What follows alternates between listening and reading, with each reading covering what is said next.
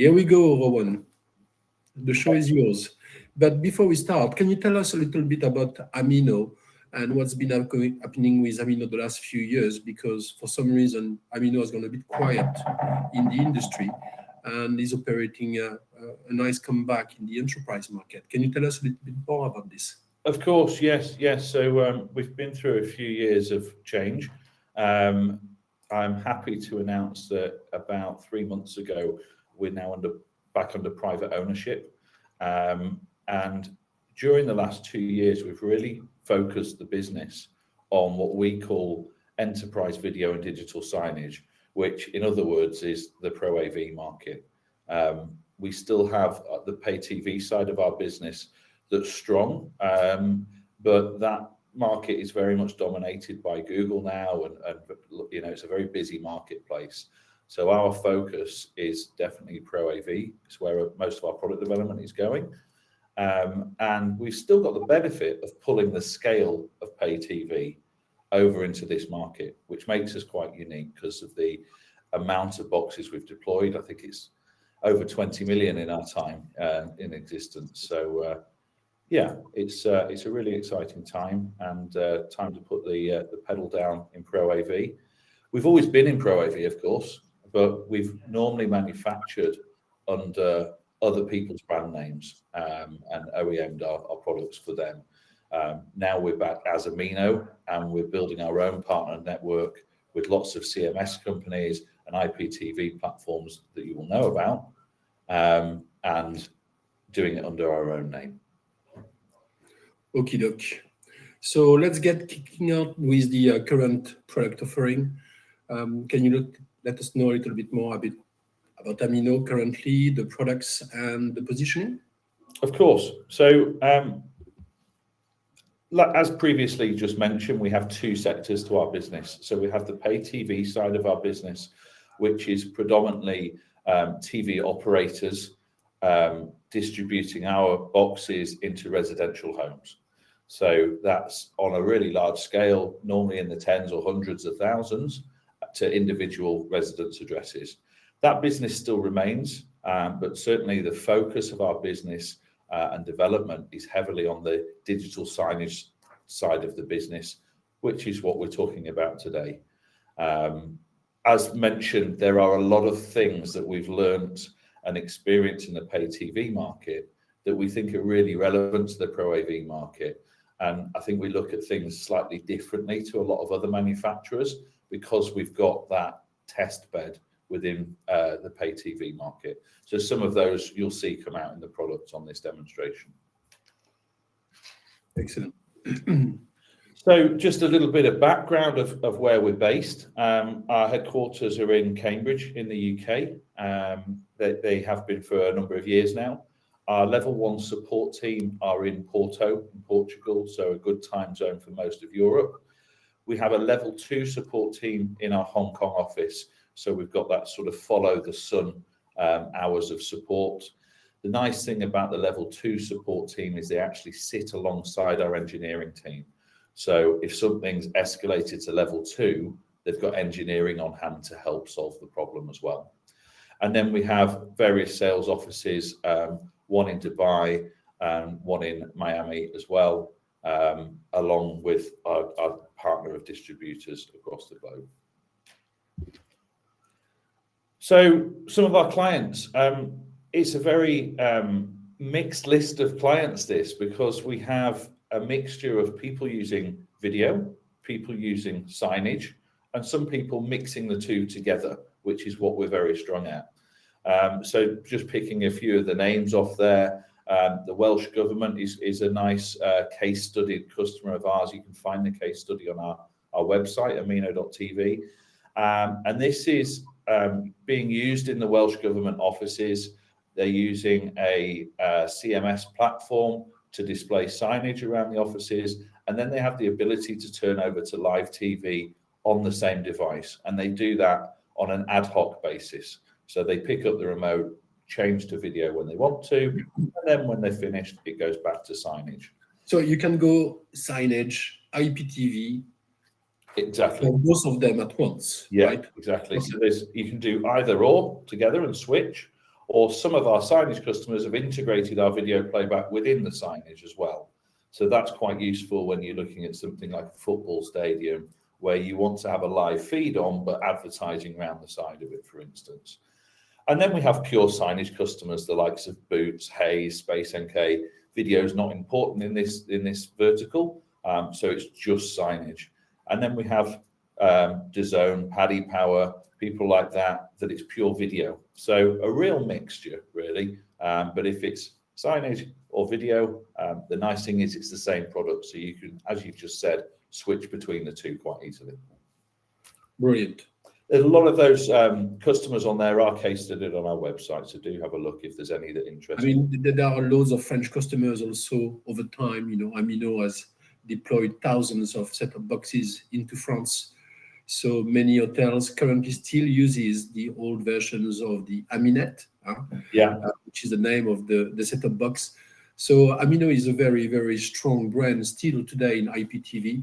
And it's good to see that you're entering the signage market very strongly. Absolutely. And it's amazing how many calls we get for somebody, and they'll read the product number out. Can we have a new firmware for this? And we're like, blimey, that's 12 years ago we ended that product. And it still runs. Yeah. Amazing. It's a really good show of our robust. It's in fact a problem, because you tend to like to replace products after 3 or 4 years. But here you can't really. Maybe it's worth thinking about, doing the set-top box as a service one day. Absolutely, yeah. Or make it explode after 4 years. Exactly. Great. So moving forward, we've, like I say, we've historically manufactured for partners, and we made a decision a couple of years ago. We want to be our own brand. So everything is branded Amino now. But we've partnered with the people that are excellent within their field. So this slide, I won't go into sort of too much detail on this slide, but in the top left-hand corner, you have some really key players on the signage side of things. So we can run virtually any signage application on the player. We have at the top right hardware partners as well. So that's a mixture of displays, whether it be touch displays, LED. We also have things like Nextmosphere, which is the lift and learn modules that we've integrated into the product. Crestron, I'm sure you're all aware of. So there's Crestron drivers, and then various different IPTV systems that we're compatible with. We're compatible with pretty much all of them. The bottom left is showing some of our partners in the video space. So we do a lot of work with live sports and things where latency is really important, having that latency as low to zero as you can. And the best in the field at doing that are the likes of Dolby, Red 5, Amazon. All their stacks are compatible on the Amino product. So we spent a lot of time engaging with these partners, making sure that our hardware works seamlessly with them. And then the bottom right is just an example of one vertical where we have an ecosystem that works, which is the sports betting vertical. And whichever vertical you're operating in, we will have a similar set of partners that hopefully complete the circle for everything that you need within that vertical market. Yeah, that's a very nice ecosystem. So why Amino? I've not shown any product yet, and that's where we'll get into this now. I think the main thing that I'd like to get across is the expertise we've had from that pay TV industry. And that really sets us apart from what any of our competitors are doing. So this slide sort of highlights what we do differently. And the main part of what we do differently is how we handle Android. Our media players are Android. There's a lot of Android devices out in the market at the moment. And quite frankly, a lot of them are managed really badly, if at all. We can't do that. We can't have unsupported devices in the pay TV world. So we've learned all the lessons of that in a different market. We actually adhere to some Google standards which enable us to upload security patch updates every 3 months. So every 3 months without fail, we release a new firmware which keeps the Android platform as stable and as secure as anything else out there, if not more so, because there's hardly any media player manufacturers that actually have a structured upgrade path, so to speak. They tend to do a release and release it. We do it every 3 months. Okay. That enables. I guess you have developed some kind of tool to be able to address that, not only for the core of Android on the set-top box, but also the CMS that goes with it, or the APK. Absolutely. So the end of this presentation will actually show you live how we manage the boxes and put all this software stack on it. Excellent. The other benefit of us managing the firmware in the way that we do is we're actually able to upgrade through the Android paths as well. So pretty much any Android player you buy out there lives and dies with the same version of Android on it. We don't do that because we want to keep things up to date. So for instance, if you buy a H200 Amino player today, it's on Android 12. By the end of June, Android 14 will be available on that very same box. And what does bring Android 14 over version 12? The what, sorry? What brings version 14 over version 12? Security is the main one. So 12 will go unsupported later this year. So we want to update the operating system to keep all the support current, along with a load of functionality, the new version of a platform as well. So it opens up a lot more options on the product. And obviously all our partners that are developing on Android will be exploiting some of the benefits of Android 14 in their products. So we need to make sure our product is fit for them to show their product in the best light. We've also got a video stack on the product, which I won't go too much into, but anyone that knows Amino knows that our pedigree is in IPTV. So we have a really comprehensive video stack on that product, which again makes us different from a normal media player, that we can decode pretty much any IPTV feed that you can imagine. In what way? I mean, what does that bring to have more stack, more algorithm or decoding platform? What does that bring to the set-top box?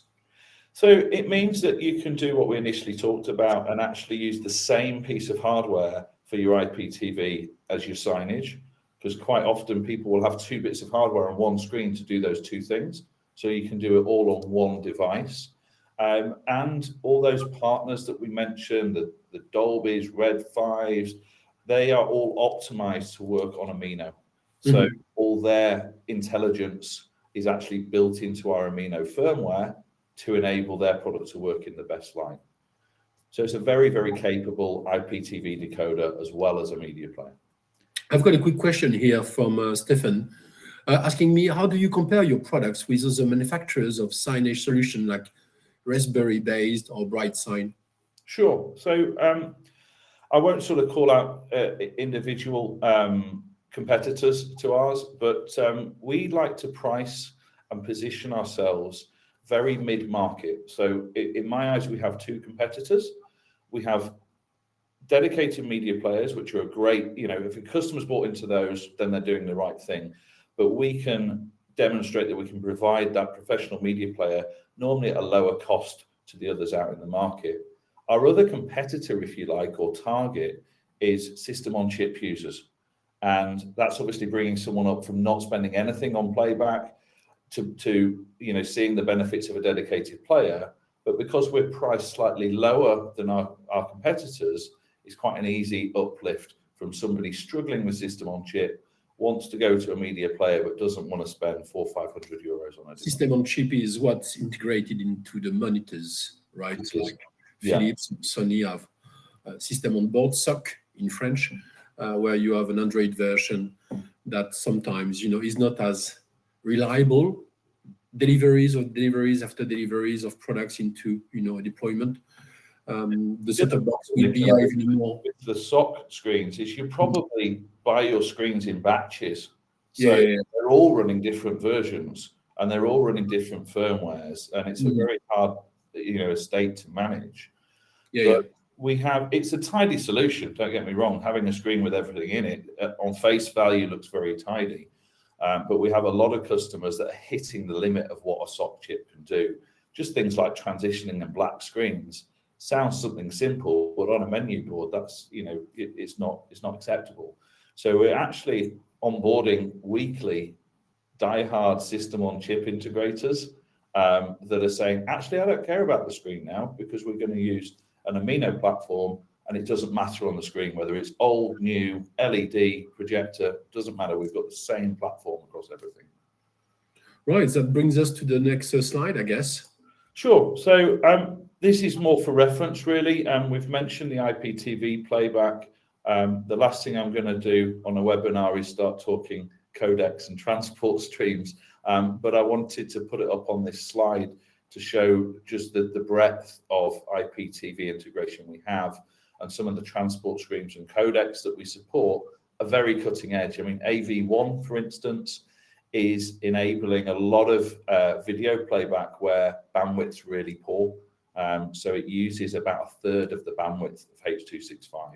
We're seeing full 4K content using AV1 at less than 5 meg per second. So I'm not going to delve deep into these, but it's a very vast array of transport streams and codecs. So IPTV is what we do. If you have a project and it's not what you do, bring us in. You know, we're happy to support and advise on anything IPTV and see how we can help. Excellent. So we've mentioned reliable signage. You know, again, if anyone wants to see any experience of that, or if you have a CMS platform that you currently use and you want to discuss how that can work on Amino, give us a shout. We are Android based, so an e-sign platform with an APK should perform on the box, no problem. We also have a capable web browser on the device as well. So if there's any web-based applications, then that's another route to run signage on the devices. Right. So you've got today two set-top boxes, the well-known Aminet, which is a name we like in France. There is a word trick into it, but I won't go into it right away. But you have, in a nutshell, two versions. You've got one which is network-based, wired, Ethernet, and one which is both Ethernet and Wi-Fi at the same time. Correct. Yeah. So probably 90% of all the projects we do tend to be the standard H200, as people like to utilize the power over Ethernet. They're both 4K, but sometimes, you know, especially in retail, there's never a network cable where you want one. Marble floors and things don't help with that. So we decided to do a dedicated Wi-Fi version of it. So it's dual band, Wi-Fi 6, the best Wi-Fi experience you can have. Yes, indeed. Wi-Fi 6 brings about 9 gigabytes. Exactly. Which is more than enough. Bearing in mind, we use these devices for video as well. That's really important. Signage is the easy bit, really, with bandwidth normally. Video is where it becomes difficult. So with that experience, we've given it the best Wi-Fi experience we can have. And then later on, if an Ethernet port is put in, you've of course got the Ethernet port that you can use there as well. So we don't have a large lineup of products. You know, we go for a one box to one screen solution. Yeah, and the two products are PoE. The Wi-Fi product isn't PoE for obvious reasons, that it needs the power. Oh, right. Okay. Well. But they both come with their power supply. They both come with a power supply and remote control. Yeah. Okay. Yeah. Very good. We find that everyone is either deploying 4K or plans to in the next 12 months. So we don't have a lesser product. We want a really simple product lineup for people to use. It's good for integrators. It's also good for end users. If end users have a lot of these in their stores or their premises, they know if they've got one spare box, they can fix any screen in the building. If you start going down having a huge line card of product, that isn't possible. So that's why we've deliberately kept it really streamlined and really simple. Excellent. So maybe we can make a move now on to orchestrate. I don't know. Sure. I think maybe we could go into it right now. Yeah. Let me just share my screen and.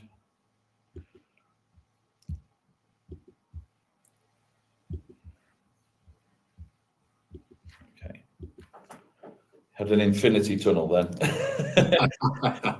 So orchestrate is the sort of third USP that we've got, and arguably the strongest one. It's what our customers love, and it's where they can really add some value and save a lot of money as well. So this is a device management platform that's been developed about 10 years ago, originally for our pay TV market. And that's important because if you're sending a box to someone's home and you send an engineer out, that's all the profit gone in that deal. So it's the best test bed to use a remote tool is when you're dealing with lots of people's homes on different networks and unqualified users, if you like.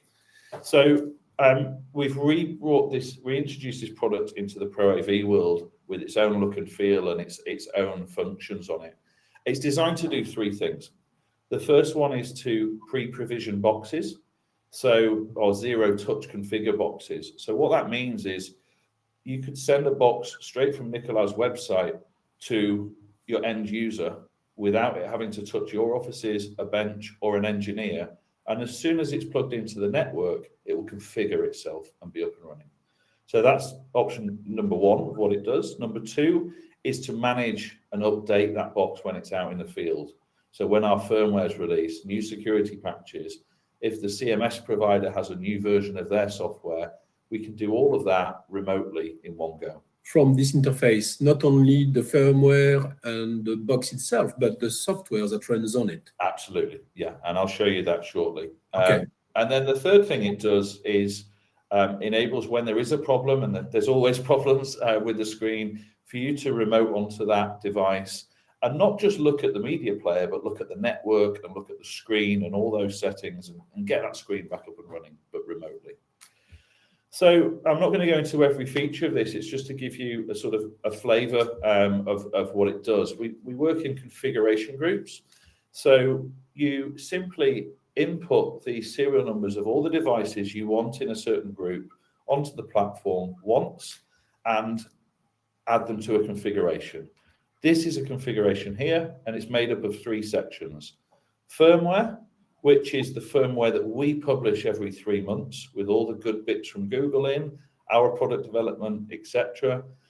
But we don't push it to the boxes. It's a big mistake a lot of our competitors do. They just do random updates straight to the hardware. We publish it to this, and whoever's managing that estate then pushes it out when they want and how they want. So firmware is number one. Number two is the settings of what you want that box to do. So on this particular unit, I'm using the app-based CMS, and I want that to be the home app. So it's going to boot straight into AppSpace. And whenever I go to a menu or another screen and back out of it, it's going to land back on that CMS. So it's always front and center. Very clever. And as we've mentioned before, we're actually running IPTV on this device as well. So I've got a channel lineup of 10 streams on there. So I can show you how we can switch between the two of those. You've then got the standard settings that a setup wizard's going to ask you. So language, time zone. You can pick up the remote and do that, which is fine for one box. It gets a bit boring after that. So by doing it here, it will simply skip that setup wizard, and the unit already knows the answers, and it just goes to install. You've then got a full list of really sort of small and intricate settings that give the box its character. So if you want it to turn on in a certain way, you want a certain button on the remote control linked, you want to set volume settings, all these little things that make it have its personality, they are done through all these parameters here. And then finally, as you mentioned, we can manage any of the software on there as well. So if I just move this video window, we're running AppSpace on here. If AppSpace publish a new version of their software, we simply select it like we do with the firmware, select the version we want, and then we'll update all the boxes within that group with the new AppSpace APK. That makes life very easy. Love it. Absolutely. And it means you're always up to date. The amount of people still running old firmware is just purely because they don't want the pain of updating everything. They obviously want the latest, but the pain of updating it means that you have really old stuff running, which is no good. It's not secure. And in order to do some troubleshooting, can you see what's going on with the box on site? I mean, sure. Yeah. So if there is a box misbehaving or a screen misbehaving, what do you do? Yeah. So exactly that. So I've only got one device in this group, but I go into that device and I can see exactly how it's performing. So I've got all the information available to me. So not just about the device, but also the screen and the network. So if I expand this, I have all the information of the box and how it's performing, volume levels, network status, memory status. I've also got here, which is quite nice, what's connected to this box. So I know there's physically an active Ethernet cable, an active HDMI cable, and in this case, because it's a touch screen, an active USB. So I can see what's plugged in. The other thing that I can see is what it's plugged into. So, sorry, I just need to change my screen down here. So I've got all the EDID information off the screen that's plugged into. So I know what resolution the screen is. I know what the HDCP settings are on the screen. All these things that you need to diagnose the problem, because it's not always the media player. It could be an LED screen's asking for a handshake that the media player is not giving. We can't change the LED screen, but we can change the media player to make the handshake. Good. So that's the sort of headline use. We also have some really powerful tools in here. So we can speed test the network of where the device is plugged in. We can even pull a bug report. Most people need to be on site with a USB stick to pull a bug report. True. We just do it remotely. Okay. So that means that we can just fix a problem based on data. Rather than asking a customer, can you try this? Can you try that? We just go, no, the bug report says it's that, and there's the fix. We can even live stream syslog network information directly to the box for really sort of advanced network problems. But most of the time, you just want to see what's going on, or you want to reboot the box. Is that the remote access you got there? Yeah, yeah. So I can reboot the box. Yeah. I can even factory reset it, which is quite unique. Wow. Yeah. Because it's just going to flatten the box. The box will call home again, install all its settings, and be up and running 5 minutes after the fresh install. So that's a really powerful tool. If I click remote access, it shows me exactly what's playing on the box. So I managed to pick a still slide there, but you can see there is some movement in it. So this is showing me a low bitrate video of exactly what's coming out the HDMI port. So this is running AppSpace at the moment, but I've also got a remote control at the side here. So if you remember, I'd set up IPTV on this device as well. So if I hit the guide button, that's actually going to switch across to IPTV and show me what the channel is showing. I can channel up and down and change the content on here. Let's go see what's on daytime TV. And then if I just hit X, it goes back to running the signage. So it's that easy to switch between the two. Yeah, that's very powerful indeed. I can also access things like the menu if I want to as well. It's as if I'm an engineer sat in front of the screen with the remote control. Excellent. Excellent. That's so useful. So that's a sort of whistle-stop tour of Orchestrate, but it would be great. Have I stopped sharing, by the way? Yes, you have. Okay, great. The main thing is, we have lots of demo units and we have demo accounts of this. So anyone that wants to have a play for themselves, try their own signage system, we're happy to support you with demonstration units and access to this system so you can really have a go at it yourself. Brilliant. And of course, we've got some units here at Sky Group. If you want to come and test the unit, we can let you have one to play with a couple of weeks or more. Don't feel free to contact us if you want to give it a ride. Of course, and obviously with customers as well, if there's proof of concepts, then we have that demo fleet available. If your customer wants to trial one for a month or whatever it may be, again, speak to me or the team at Sky. Yeah, and there is a 4 GB version of the box as well, isn't it? There is, yeah. It's currently out of stock at the moment. We have got more stock on the way. The Wi-Fi unit is 4 GB though, so yeah, there are various options there as well. Very good, very good. Let's move on to the last few slides. Sure. Oh, we both did the same. Thank you. Well, that was quick. Are you driving on me? Finally, just to mention our support. We understand if you're using a certain ecosystem, it's very hard to change. You've used something for so many years, and all of a sudden Amino comes along and says, you should use our device, you really are supported. And that's pre and post sales as well. So our pre-tech sales team are based in Porto, and those guys are willing to help you every step of the way. And then following the sale, we have a number of support options. We're very proud of our NPS score, which is a way of scoring your support system. It's constantly over 90%, which is very high. And we have support packages to suit anything up to a fully tailored SLA if your customer requires. Very good. Well, that's very easy if you only get a couple of phone calls a year. Exactly. Yeah, yes, we could jump on through Orchestrate and help the customer. Indeed.